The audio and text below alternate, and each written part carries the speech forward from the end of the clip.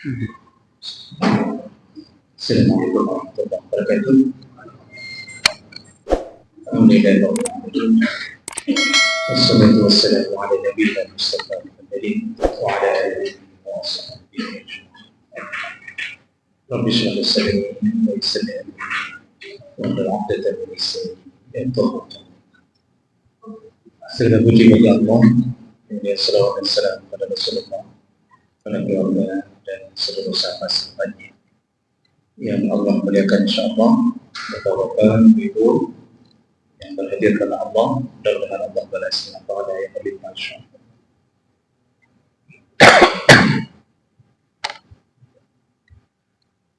Bapak ibu yang Allah muliakan, kita sedang membahas tentang bentuk-bentuk rezeki. Di pertemuan kita yang baru ini, kita mendapatkan pengetahuan bahwa rezeki itu banyak macam ragamnya. Dan yang pertama, rezeki itu bisa berbentuk harta, pemberian harta. Kemudian yang kedua, rezeki itu juga disebut oleh Allah adalah surga. Berdasarkan beberapa ayat yang sudah kita bahas, surga itu adalah rezeki yang Allah beri. Dan itu rezeki yang terbesar karena dia abadi dan tidak ada habis-habisnya.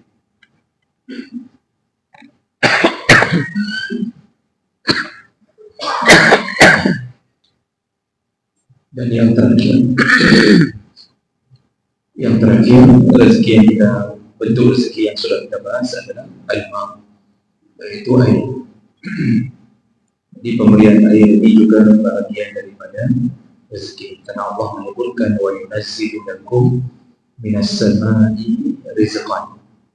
Allah turunkan rezeki dari langit untuk, dan yang dimaksud adalah air. Baik, kita lanjutkan. Berikutnya, rezeki, termasuk rezeki adalah al-fitru fid-din, yaitu orang yang diberi pemahaman agama. Salah satu yang menjadi rezeki pemberian Allah adalah ada orang yang diberi pemahaman agama. Jadi mudah baginya untuk memahami agama, dan juga mudah baginya untuk melaksanakan apa yang dia pahami. Ini adalah salah satu rezeki yang paling baik yang Allah berikan. Karena dengan begini, maka kita telah berada di jalan-jalan yang akan berujung kepada surga Allah Subhanahu wa Ta'ala.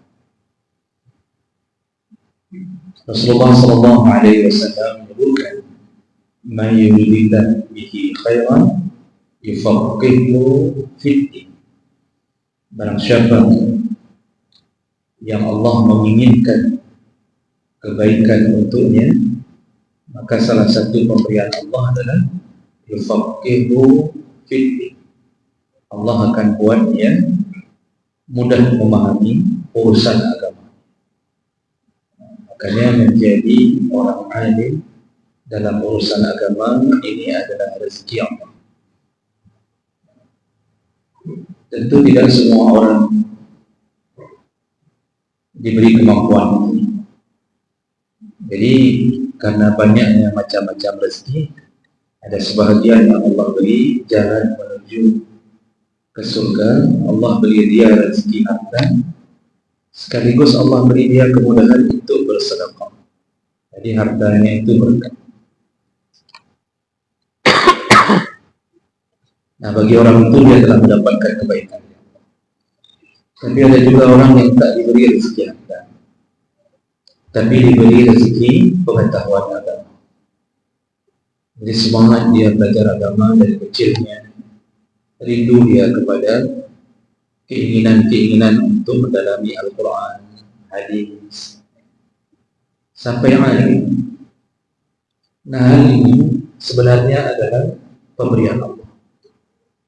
Maka ketika kita sudah menjadi orang yang paham, walaupun ilmu tidak terbatas, kata Allah Subhanahu wa taala dalam surah Yusuf, wa fawqa kulli zi ilmin alim. Di atas orang alim itu ada yang lebih alim. Jadi jangan merasa paling alim. Seperti kata orang-orang, betul alim. Alim itu sesuatu yang harus kita kejar, menjadi alim. Tapi sombong dalam kealiman malah itu menyebabkan neraka. Karena dalam hadis yang lain ada 3 orang yang pertama dimasukkan ke neraka. Yang pertama orang yang mati dalam keadaan berjihad fi sabilillah. Lalu kemudian Allah hisab, ketika Allah tanya untuk apa dia berminat, dia menjawab untuk agama Allah. Lalu Allah mengatakan, kadzdzabta, engkau bohong. Sebenarnya engkau berjihad agar engkau dikenal sebagai pahlawan. Lalu dimasukkanlah dia ke dalam neraka karena niatnya untuk memamerkan keberanian. Orang kedua adalah orang yang berilmu, orang alim. Ditanya oleh Allah, untuk apa engkau menuntut ilmu? Lalu dia mengatakan, untuk membela agama ya Allah.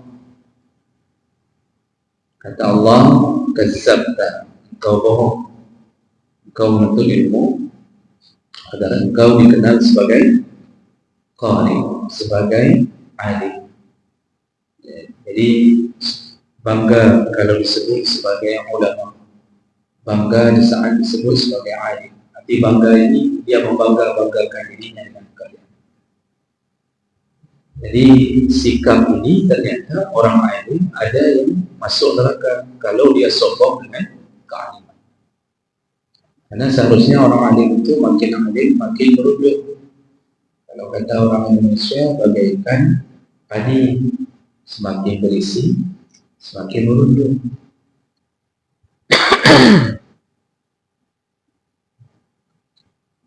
Jadi perlu merendahkan diri dalam kealiman. Jangan marah ketika tidak dimuliakan. Jangan marah kalau kita datang ke walimah lalu tidak dihidang. Jangan tersinggung kalau disuruh pegang piring, disuruh antri.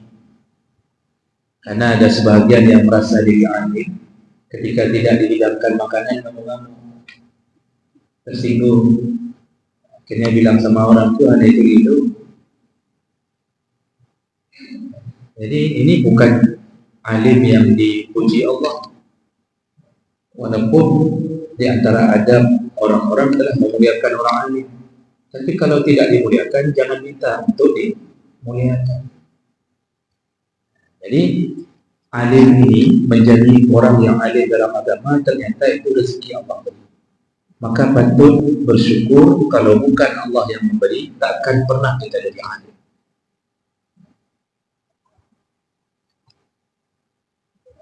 Seluruh imam mazhab yang 4 itu kalau baca biografinya adalah orang-orang yang merindukan ilmu, sehingga bagi mereka dunia itu terasa kecil sekali dibandingkan lezatnya menuntut ilmu. Orang kalau sudah masuk lezatnya menuntut ilmu itu sampai tak merasa bahwa dia berada di dunia yang penuh dengan kemewahan, dan dia tak butuh itu. Makanya ada sebagian alim ulama yang tak sempat memikirkan nikah, itu karena rindunya kepada keilmuan, dan itu pemberian Allah yang beri. Dia bukan tak mau nikah, tak sempat memikirkan karena disibukkan dengan menuntut ilmu. Dan diantaranya ulama dari mazhab Syafi'i, yaitu Imam An-Nawawi. Imam Nawawi itu meninggal 45 tahun, tak sempat nikah, tapi masya Allah kealimannya diakui. Bahkan karya-karyanya itu dibaca di seluruh alam muslimin, seluruh alam Islam. Jadi banyak, ada beberapa ulama lain yang tidak menikah karena lezatnya. Nah, inilah rezeki yang Allah beri. Jadi Allah kalau menginginkan kebaikan pada seseorang, dimudahkan dan dibuat dia bersemangat untuk ini sama kayak bapak-bapak semangat datang ke masjid, semangat di mana-mana ada pengajian. Itu rezeki Allah beri. Dan tidak semua orang diberi rezeki itu. Di luar sana cukup banyak berat kaki melangkah. Ada yang kadang-kadang datang sholat maghrib tapi tak mau menuntut ilmu, lebih suka untuk duduk di kedai kopi. Nah, ini makanya syukurilah ketika kita diberi keringanan oleh Allah, mudah untuk mengkaji atau mendengarkan majelis-majelis. Baik, rezeki berikutnya, fahmul Quran al-Karim. Termasuklah rezeki yang Allah beri, bentuknya adalah ada orang yang diberi kemudahan memahami Al-Quran. Kalau tadi ilmu secara menyeluruh, maka rezeki berikutnya adalah Allah beri kepada orang-orang yang diinginkannya, yaitu mudah dan faham terhadap isi Al-Quran. Tidak semua orang juga diberi kemampuan, dan itu tentu adalah sesuatu yang langka. Kita boleh belajar Al-Quran 10 tahun, 20, 30 tahun, tapi tak semuanya diberi kemampuan memahami Al-Quran. Dan sayangnya orang-orang kita, Pak, itu hanya sebatas bisa membaca Al-Quran. Itu yang hari ini ditargetkan oleh orang tua. Makanya anak-anak disuruh mengaji di kampung-kampung, suruh mengaji ke balai-balai ngaji, menasah-menasah. Tujuannya baik, agar bisa mengaji. Dan alhamdulillah rata-rata, tapi tidak semua orang kita ada kemampuan mengaji, tapi walaupun tidak semua. Dan ini sudah menurun banyak di kalangan mahasiswa. Itu dalam setiap penerimaan mahasiswa dalam 1 tahun, kalau kita bandingkan 100% diterima, itu hampir 50% tak mampu baca Al-Quran. Sebahagiannya atau 3/4-nya berasal dari luar Aceh. Sepertiganya adalah anak-anak Aceh. Dan anehnya lagi, mereka tinggal bukan di kota-kota besar, tapi tinggal di kampung, tak mampu baca Quran. Saya katakan ini karena saya salah satu daripada orang yang bertanggung jawab untuk mengetes Al-Quran mahasiswa. Itu kenyataan. Aneh ketika tak mampu baca Quran, maka pertanyaan pertama adalah, ini orang tuanya pasti tidak dekat dengan Quran, karena anak adalah cerminan orang tua. Ada yang sebahagian mampu baca, tapi kalau kita tanya pertanyaan berikutnya, berapa lama sudah tidak baca Quran? Ada yang menjawab sudah 5 tahun, sudah 10 tahun. Terakhir baca Quran kapan? Ada yang jawab SD kelas 6, itu karena dulu di balai ngaji. Masuk SMP tak nama ngaji lagi, akhirnya dah baca Quran. Kalau begitu, kita dapatkan satu kesalahan umum. Hari ini orang mengira bahwa Quran itu hanya diturunkan untuk bisa dibaca. Setelah bisa dibaca, tak dibaca lagi. Jadi kalau kita tanya, jika baca Quran, bisa baca Quran? Bisa. Bisa dia baca. Tapi berapa lama sudah tak baca? Semenjak SMP tak pernah baca Quran. Ini yang kami tanyakan ke beberapa orang, dan banyak orang dari kalangan mahasiswa. Banyak tak baca. Jadi sekedar bisa baca dianggap sudah hebat. Itu kesalahan yang paling banyak. Ini belum kita tanya kepada jamaah-jamaah masjid. Kalau kita tanya di jamaah masjid, mungkin akan kita dapatkan jawaban sebahagiannya sama. Jin baca Quran, padahal mereka hendak baca Quran. Berapa lama sudah tak baca Quran? Sekitar 25 tahun tak pernah saya baca. Tapi bisa baca, bisa. Ini menunjukkan apa? Telah terjadi kesalahpahaman dari tujuan Al-Quran diturunkan. Padahal kita disuruh baca Iqra, belajar Quran, tujuannya setelah bisa membacanya. Dan itu sudah bagus, karena Quran akan datang di hari kiamat memberi syafaat. Kata Rasulullah, "Iqra'ul Quran", bacalah Quran sering-sering. Fa innahu ya'ti yaumal qiyamah syafi'an li ashabihi. Karena Al-Quran itu akan datang di hari kiamat memberi syafaat kepada sahabatnya. Siapa sahabatnya? Yang terus-terusan bersama Al-Quran. Ini bagaimana bisa jadi sahabat kalau 20 tahun tidak pernah baca? Ini termasuk rezeki yang Allah beri. Dalam satu hadis dari Abi Juhaifah, qultu li Ali bin Abi Thalib, kata Abu Juhaifah, aku pernah bertanya kepada Ali bin Abi Thalib, hal 'indakum syai' min al-'ilmi laysa 'inda an-nas? Wahai Ali, apakah engkau memiliki ilmu yang tidak dimiliki oleh orang-orang banyak? Qala la, tentu tidak, kata Ali. Wallahi ma 'indana illa ma 'inda an-nas. Semua yang aku tahu tentu banyak diketahui oleh manusia, kata Ali. Illa ayyarzuqallah rajulan fahima fil Quran atau ma fi hadhihi sahifah. Orang yang berbeda ilmunya yaitu hanya orang-orang yang diberi rezeki. Jadi bahasanya bahasa Ali bin Abi Thalib, yarzuqallah, yaitu orang yang diberi rezeki untuknya oleh Allah memahami Al-Quran, maka dia bisa berbeda. Karena Al-Quran itu lautan sangat dalam, tak pernah habis. Satu huruf itu bisa berjuta makna dan selalu terus tergali. Maka orang yang diberi pemahaman Quran itu betul-betul Allah beri rezeki untuk. Sayangnya juga hari ini orang-orang diajak untuk menghafal Quran tanpa berusaha memahami. Alhamdulillah, hari ini sudah banyak yang berusaha menghafal Quran. Itu satu kemajuan. Tetapi kalau seandainya 6 tahun di pesantren hanya untuk hafal Quran, terus terang Pak, ini dibalik kebaikan ada kerugian. Ini kebaikan yang ada ruginya. Ini baik, tapi ada ruginya. Kenapa? 6 tahun hanya bisa mampu membaca, menghafal. Tapi tak tahu sampai hari ini apa maksud dibalik inna a'tainakal kautsar. Kenapa tidak dipelajari apa maksudnya? Padahal Al-Quran diturunkan untuk ditadabburkan. Kata Allah, afala yatadabbaruna al-Quran. Kenapa mereka tidak mentadabburkan Quran? Maka yang bermunculan hari ini adalah para penghafal yang tak paham apa yang dibaca. Bahkan kalau kita tanya, namfuk ada paham tafsir dari Qul a'udzu birabbin nas? Itu tak paham. Jadi ini hal yang merugi.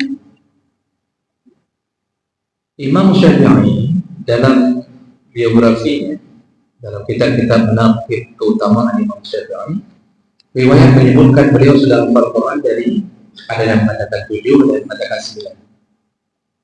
Lalu beliau setelah hafal Quran berhenti tidak dengan hafalan itu, tidak. Beliau menuntut ilmu sampai memahami. Dan begitulah orang-orang dahulu belajar Quran. Dan ini adalah rezeki Allah kalau seandainya kita mampu mendalami. Ada orang yang kadang-kadang masuk ke jurusan tafsir, 6 tahun pesantren, kemudian masuk ke jurusan tafsir, S1-nya tafsir, tapi ketika ditanya tentang makna dia tak paham.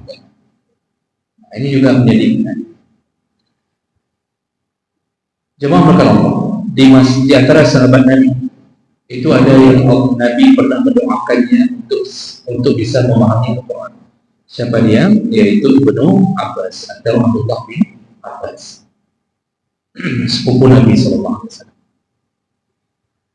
Rasulullah Sallallahu Alaihi Wasallam pernah mendoakan Ibnu Abbas dengan doa, Allahumma alimhul kitab, ya Allah, buatlah Ibnu Abbas ini alim dalam memahami Al-Kitab, yaitu Al-Quran. Lalu kemudian dalam doa yang lain, Ibnu Abbas mendengarkan Rasulullah mendoakannya dengan mengatakan, Allahumma faqihhu ya Allah, buatlah dia faham Al-Quran. Nah, ini ilmu yang sangat langka. Sehingga Ibnu Abbas ini dijuluki dengan terjemah Al-Quran, yaitu orang yang berbicara di Al-Quran, dia paham Al-Quran, paham apa maksud walaupun setelah sekali.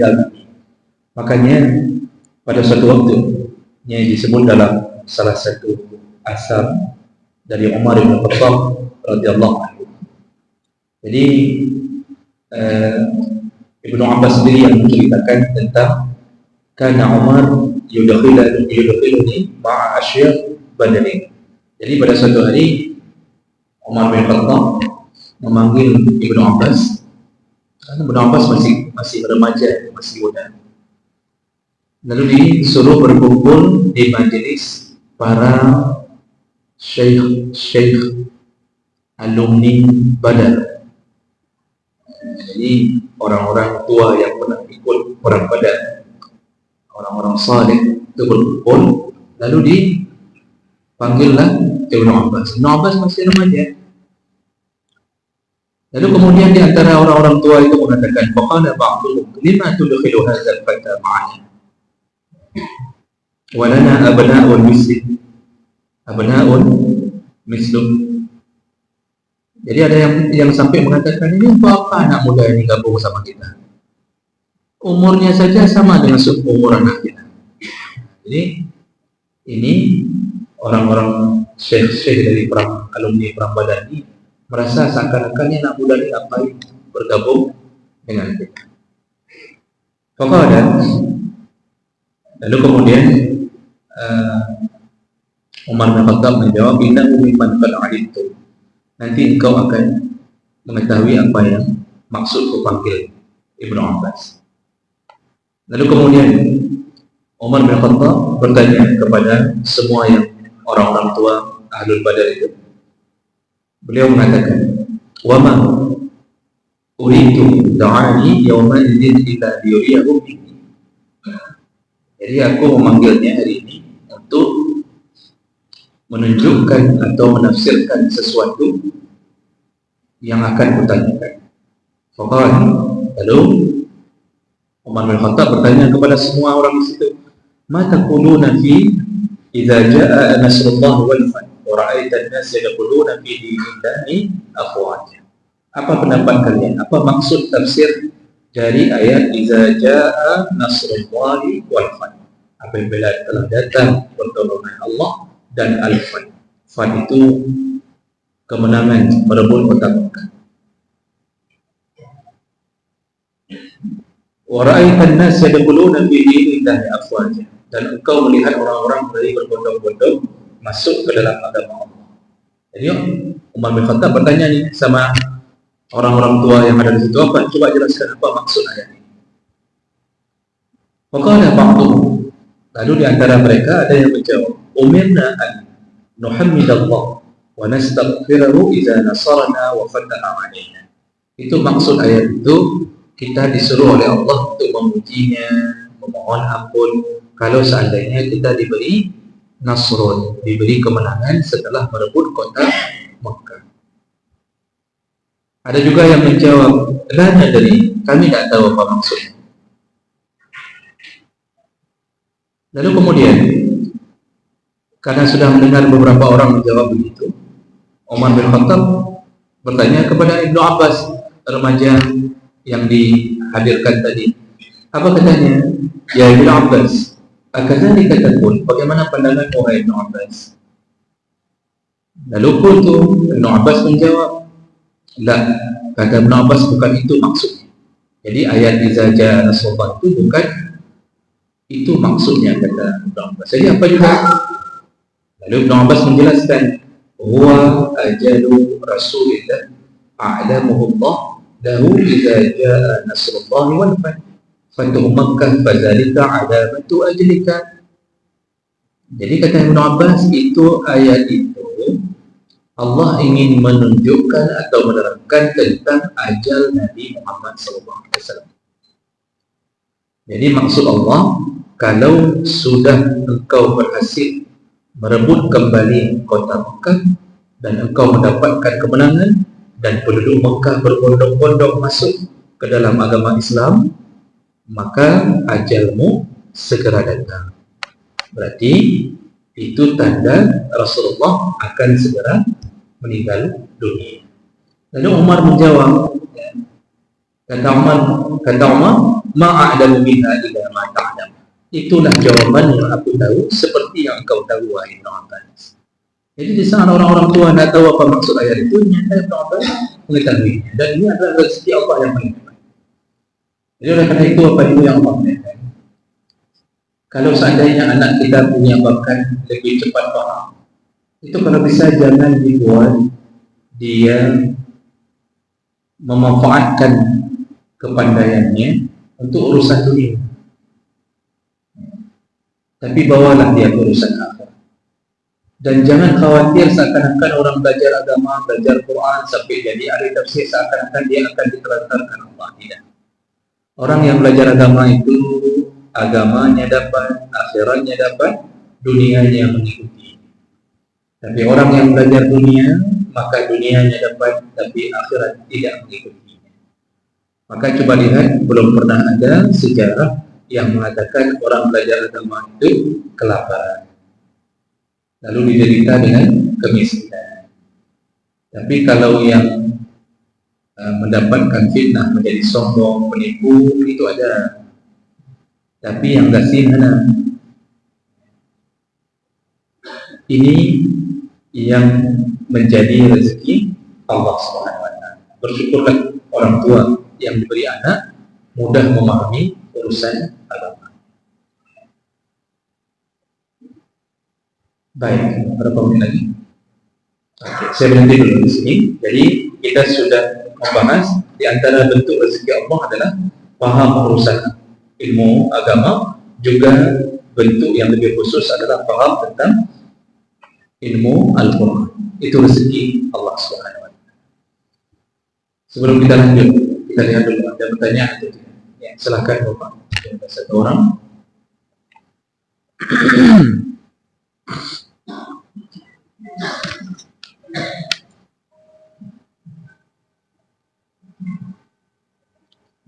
Assalamualaikum warahmatullahi wabarakatuh. Boleh kamu semuanya. Seperti Ustaz juga rezeki apabila ada kita yang mudah dan memahami itu rezeki. Baik itu dalam memahami Al-Quran, itu adalah rezeki yang berkah. Bila di antara kami mengatakan saya kemudian sekali untuk menjadi seterusnya, tetapi ingatan kami, kecerdasan kami sangat terbatas. Tingkat kami yang Rasulullah saya sampai 20 ayat hanya pertama sudah. Demikian juga kami lihat ada anak 20 orang kami ajarkan dengan guru yang sama, dengan durasi yang sama. Tapi bukan di sini ada anak cepat sekali, ada anak yang kadang menggunakan pilihan jujur. Ini yang pertama. Memang orang-orang yang berpikir atau yang lain itu yang orang sehingga atau ada hubungan dengan makanan yang kami berikan kepada. Terima kasih. Assalamualaikum warahmatullahi wabarakatuh. Baik. Assalamualaikum warahmatullahi wabarakatuh. Tadi kita menyampaikan bahwasanya jangan berhenti hanya mengamal. Kemudian lanjut tafsir, kemudian jadi dalam riwayat yang kedua, Al-Quran itu diberi syarah. Jadi itu dikatakan sehingga untuk Al-Quran dapat memberi syarah. Jadi assalamualaikum. Baik, ini pertanyaan Masya Allah bagus-bagus semuanya. Terima kasih banyak atas semua pertanyaan Bapak-Bapak. Pertanyaan yang pertama, di antara anak-anak kita ada yang diberi rezeki oleh Allah mudah dan cepat memahami urusan agama atau Al-Quran, tapi ada juga yang hatinya keras sehingga susah memahami ilmu dan tidak membentuk akhlak.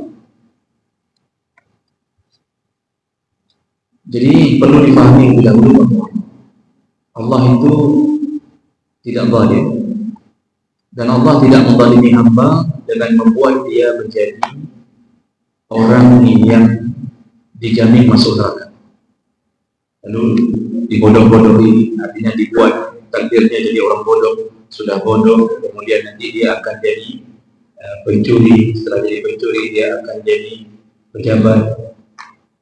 Kok jadi pencuri, kok jadi pejabat? Itu contoh. Jadi Allah tak zalim. Wa ma zalamuna walakin kanu anfusahum. Kami tidak menzalimi engkau, kata Allah, tapi engkaulah yang menzalimi dirimu sendiri. Allah Subhanahu wa taala menyeimbangkan hidup. Rezeki itu banyak model, karena kita belum habis bahasnya. Ada orang yang diberi Allah rezeki dari selain ilmu, tapi dia bisa masuk surga dengan apa yang Allah beri. Contohnya seperti orang kaya, tapi kemudian Allah ringankan hati. Ada orang kaya yang suka membebaskan hutang, bisa masuk surga, seperti hadis Nabi riwayat Bukhari yang menyatakan bahwa dulu di Bani Israel ada orang kaya yang suka memberi hutang. Ketika datang waktunya untuk menagih, dia pesan kepada anak buahnya atau budak-budaknya, dia bilang, tagihlah kepada yang mampu, yang tidak mampu maafkan, coret saja, yang sudah tak mampu coret saja. Semoga Allah la'allallah yatajawazu anna, semoga Allah memaafkan kita sebagaimana kita memaafkan orang ini. Apa jawaban Nabi? Nabi mengatakan ternyata dia masuk surga. Jadi itu rezeki, lain video. Makanya tidak semua orang diberi kepandaian yang sama, itu aja. Murid Imam Syafi'i itu ada yang pintar, ada yang sangat lambat menerima pelajaran. Itu Imam Sulaiman Ar-Rabi, itu cukup lambat menerima pelajaran, berkali-kali pun tak bisa, sampai Imam Syafi'i mendatanginya, bukan dia datang lagi untuk membuat muridnya ini jadi bisa. Sedikit-sedikit dilatih, ternyata dia juga menjadi ulama, dan bahkan dia paling banyak mensyarah kitab-kitab dari Imam Syafi'i. Jadi bodoh itu bukan kezaliman Allah diberi, cuma kita diberi ujian. Orang tua yang anaknya pintar itu disuruh bersyukur kepada Allah. Jadi anaknya itu menjadi bagian rezeki yang disyukurinya. Jadi banyak-banyaklah memberi kepada anak ini agar dia bisa bermanfaat kepada umat.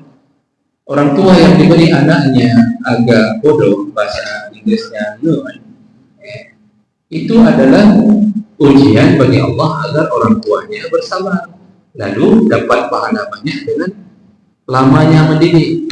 Jadi sebenarnya semuanya jalan menuju surga. Jadi itu konsepnya. Dan kita ini wajar pada semuanya sama. Di antara kita ada yang memang pintar karena gen pintar dapat.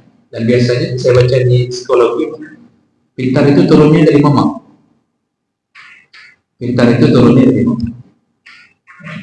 Jadi kalau mau bapaknya profesor, mamanya cuma modal cantik tapi pernah tinggal kelas 3 tadi, ya, itu biasanya anaknya juga nol. Kebiasaan gen pintar turun dari mama. Jadi itu bisa saja Allah beri melalui dalam macam makanan, kehidupan yang mapan, dia punya uang disekolahkan anaknya di pesantren yang bagus-bagus, yang favorit, macam-macam. Nah, oleh karena itu tidak perlu merasa bahwa ini sebuah pukulan dari Allah, kita tidak dapat rezeki anak. Tidak perlu. Kalau didik dengan baik, kita bisa masuk surga bersama anak itu dengan kelelahan kita mendidik. Namun seperti yang ditanyakan tadi, ada kalanya kita menzalimi diri sendiri Kenapa anak kita bisa bebal begitu? Salah satunya adalah kita masukkan makanan haram. Ayah kerja di tempat haram, suka ngambil harta orang, suka memakan harta rakyat, suka menaikkan BBM, gaji sendiri tidak pernah diturunkan, naikkan pajak, macam-macam model, lalu mengkayakan diri. Lihat mereka, anak-anaknya jadi apa? Jadi orang-orang yang susah memahami agama, bebal sekali, orangnya nakal, bantal, macam-macam kenakalan semua dilakukan. Itu akibat harta haram. Itu juga bisa terjadi. Itu akibat menzalimi diri sendiri. Jadi kalau begitu apa solusinya? Kalau kita diberikan anak yang tidak sepintar anak orang lain, banyak-banyak sabar, lalu angkat tangan kepada Allah Subhanahu Wa Taala. Mintalah dia agar dia dirubah Allah, karena Allah yang bisa membolak-balikkan keadaan. Ya muqallibal qulub, kasih tahu Allah, wahai yang membolak-balikkan hati, buatlah anak saya semangat untuk belajar. Ini doa orang tua tidak terhijab, tidak terhijab. Ini doa paling penting. Itu solusinya begitu. Dan jangan makan haram. Itu yang penting. Doa baju baru, laju tidak akan jadi. Karena orang yang memberi anak makan haram itu tetap akan mendapatkan masalah dalam memahami dan menjalankan. Baik, jadi tidak perlu direbus air kunyit campur dari doa banyak-banyak semua, pasti Allah kabulkan. Kemudian pertanyaan yang kedua, orang yang menghafal Quran mendapat syafaat. Tadi sedangkan saya tadi mengatakan jangan berhenti menghafal, karena yang tujuan akhirnya adalah memahami. Itu hadis tentang anak yang memberi mahkota kepada orang tuanya di akhirat. Coba dibaca kembali hadis itu. Itu ada 3 syarat baru anak itu bisa memberi syafaat. Apa dia? Yang membaca. Lalu alim. Setelah dia baca, dia paham. Lalu wa'amila, dia amalkan. Jadi 3 syarat. Pintar baca, lalu paham maksudnya, lalu kemudian mengamalkannya. Anak inilah yang nanti ketika di akhirat Allah memanggil orang tuanya, lalu dipamerkan di atas panggung, lalu Allah mengatakan bahwa orang tuanya ini berhak mendapat mahkota dari surga. Yang menyelamatkan adalah anak tersebut akibat kealimannya. Jadi itu kembalinya kepada alim, bukan model cuma baca. Kalau cuma baca mendayu-dayu waktu baca Quran yang menyoba. Itu waktu musabaqah tilawat Al-Quran cukup ramai yang pintar lagu nahwan, hijaz, sikah, bayani, cukup ramai yang bisa baca itu. Dia paham tajwid, man asli mana, kalau kau itu mu'min dengan ini, dia paham. Turun dari panggung, tak nampak bekas Al-Quran padanya. Bahkan sudah ditunggu sama cewek di bawah, keliling-keliling di lapangan MTQ untuk beli dodol Garut yang warna-warni itu. Jangan cewek aja aneh. Ini cewek ikut cabang Quran juga. Itu model Quran baca, maksiat jalan terus. Itu tak masuk dalam kategori yang akan dimuliakan Allah. Karena orang yang akan dimuliakan sampai orang tuanya dihargai, mereka yang benar-benar baca, paham, saleh, alim, dan mengamalkan isi Quran. Jadi tidak begitu saja. Saya kaji baca, saya kaji menghafal, langsung bisa mendapatkan kelebihan. Tidak begitu Bapak Ibu yang mengatakan. Makanya kalau boleh saya sarankan, itu habis suruh anak masuk pesantren Al-Quran, itu cukup 3 tahun. Setelah itu suruh dia belajar ilmu Al-Qurannya. Jadi jangan lagi berkutat pada bacaan, pada hafalan saja. Suruh dia menuntut ilmu yang lebih hebat.